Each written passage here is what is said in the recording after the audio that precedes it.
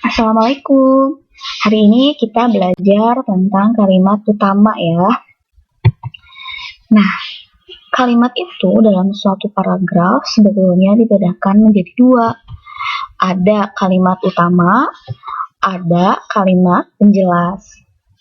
Apa sih kalimat utama? Kalimat utama itu adalah kalimat yang berisi pokok pikiran utama atau ide pokok, atau juga di kalimat itu bisa menjadi dasar untuk mengembangkan paragraf. Dengan kata lain ya, kalimat utama itu kalimat yang benar-benar pokok dalam suatu paragraf. Nah, apa sih ciri-ciri kalimat utama? Yang pertama, kalimat utama itu bisa berdiri sendiri dan artinya itu jelas. Kemudian, biasanya kalimat utama itu ada di awal paragraf. Biasanya ya, tapi terkadang juga bisa ada di akhir paragraf. Nah, kalau yang di akhir paragraf biasanya itu di awal kalimat ada kata jadi, atau dengan demikian, atau sehingga. Nah, berarti itu kalimat utamanya. Kalimat utama berisi suatu permasalahan, ya. Kemudian yang keempat, kalimat utama biasanya bersifat umum pernyataannya dan bisa dikembangkan. Sekarang kalimat penjelas. Apa itu kalimat penjelas?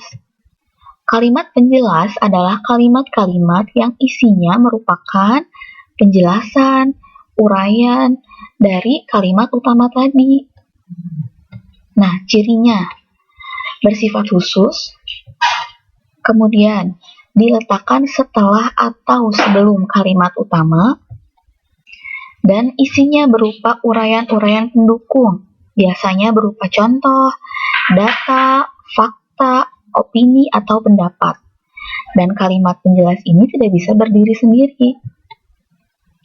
Kalimat penjelas memerlukan kata-kata penghubung, seperti bahkan, contohnya, dan lain-lain ya. Sekarang kita coba contoh menentukan kalimat utama dan kalimat penjelas. Sebelum menentukan kalimat utama dan kalimat penjelas, lebih baik kalian membaca dulu satu paragrafnya ya. Kita baca.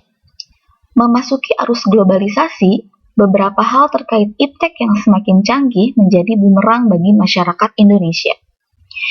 Sebagai contoh, saat ini kecanggihan koneksi internet yang semakin mudah diakses bisa menjadi ancaman bagi anak-anak. Wajib diwaspadai bagi para orang tua khususnya. Hal tersebut dikarenakan mudahnya akses internet yang akhir-akhir ini sering disalahgunakan. Oke, sekarang ini ada berapa kalimat ya? 1, 2, sampai sini ya. 3 dan 4. Dari 4 kalimat ini, mana sih yang merupakan kalimat utama?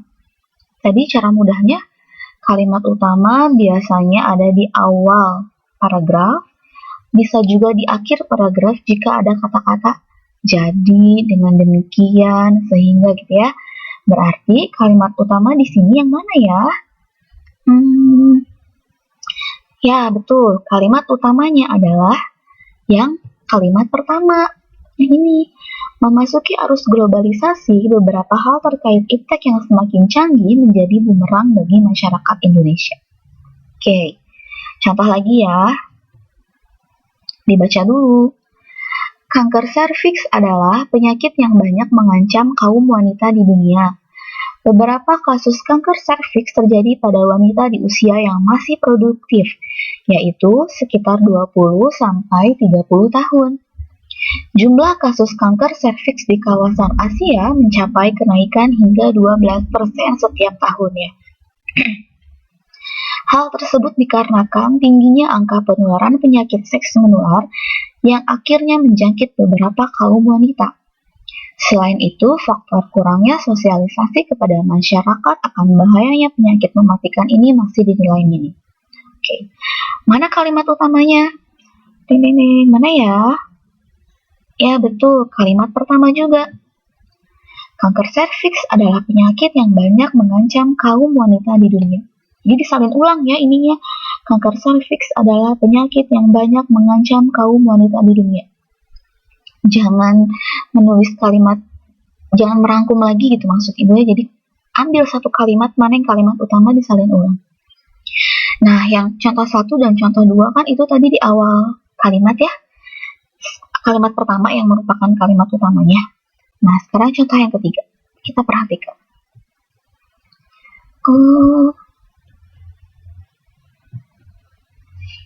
Nah, ini contoh yang ketiga. Bersosialisasi menjadikan seseorang peka pada reaksi sosial dan segala peristiwa di sekitarnya. Dengan sosialisasi, setiap orang dapat memperoleh penjelasan mengenai hal yang tidak diketahui sebelumnya. Pada berbagai situasi, sosialisasi antar individu pasti dilakukan. Misalnya, pada acara seminar yang dilangsungkan antara perusahaan, sosialisasi dapat menambah jaringan pertemanan yang bisa saja saling menguntungkan. Jadi, nah ada kata jadi, cukup banyak manfaat yang diperoleh dengan menjalin sosialisasi antar sesamanya. Berarti kalimat utamanya ada di akhir kalimat. Jadi, cukup banyak manfaat yang diperoleh dengan menjalin sosialisasi antar sesama. Gitu ya, mudah-mudahan dimengerti ya. Jadi kalimat utama itu bisa ada di awal, umumnya di awal, tapi bisa juga di akhir atau mungkin di tengah-tengah kalimat. Jadi kalian harus baca dulu paragrafnya dengan lengkap. Oke, terima kasih ya. Assalamualaikum.